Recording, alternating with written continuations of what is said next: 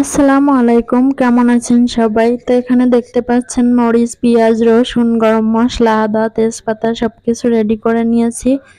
আমরা পিকনিক করব। তো পিকনিক করার জন্য এখানে আমি আলু নিয়েছি মাংসে দেওয়ার জন্য। তো আমরা খিচুড়ি রান্না করব আর মুরগির মাংস।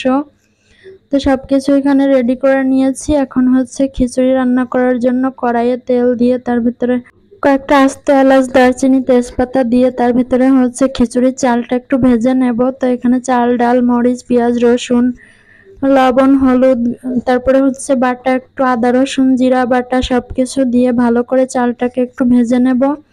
তো চালগুলোকে ভেজে নেওয়া হয়ে গেছে। এখন এটা আমি রাইস কুকারে রান্না করব। তার জন্য রাইস কুকারে দিয়ে পানি দিয়ে রাইস কুকারে বসিয়ে দিয়েছি। এরপরে এখানে 4 কেজি মুরগির মাংস আছে। তো আমরা 2 ফ্যামিলি মিলে করেছিলাম পিকনিকটা। আমার মেয়ে কয়েকদিন ধরে পাগল করে দিচ্ছিল সে পিকনিক করবে, তো তার জন্য সবকিছু নিয়ে এসেছিল। তো পিকনিক তো একা একা করে মজা নেই, অনেক মানুষ মিলে করলে ভালো লাগে। তো অনেক মানুষ ছিল না, আমাদের পাশের বাসার একটা ফ্যামিলি ছিল। তো আমরা 2 ফ্যামিলি মিলে করেছিলাম। আর এখানে আপনাদের ভাইয়া মুরগির মাংসটা রান্না করতেছে।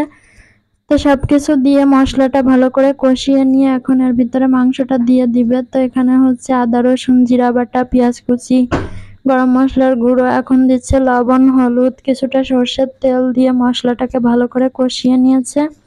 আর এখন এর ভিতরে মুরগিগুলো দিয়ে দিচ্ছে। তো মাংস হিসেবে কড়াইটা একটু ছোট হয়ে গেছে, তারপরেও কষ্ট করে রান্না করে নিয়েছি, কারণ আমার যে বড় বড় কড়াইগুলো আছে একটাও ইন্ডাকশনে হয় না। আর এটা ইন্ডাকশনের করার জন্য, এটা ছাড়া তো রান্নাও করা যাচ্ছে না। তো এটাতেই রান্না করে নিলাম। ইচ্ছা ছিল ছাদে কাঠের চুলায় রান্না করব।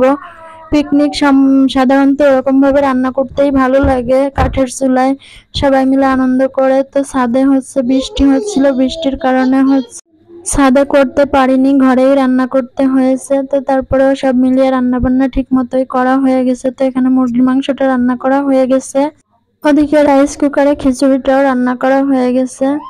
তো এখন 2টা ভাগ করা হবে, 2 ফ্যামিলি যেহেতু করেছি তো 2 ভাগ করা হবে। তো এখানে মুরগির মাংসটা রান্না শেষ, আর এই তো খিচুড়িও রান্না করা হয়ে গেছে। খিচুড়িটা অনেক সুন্দর ঝরঝরে হয়েছে।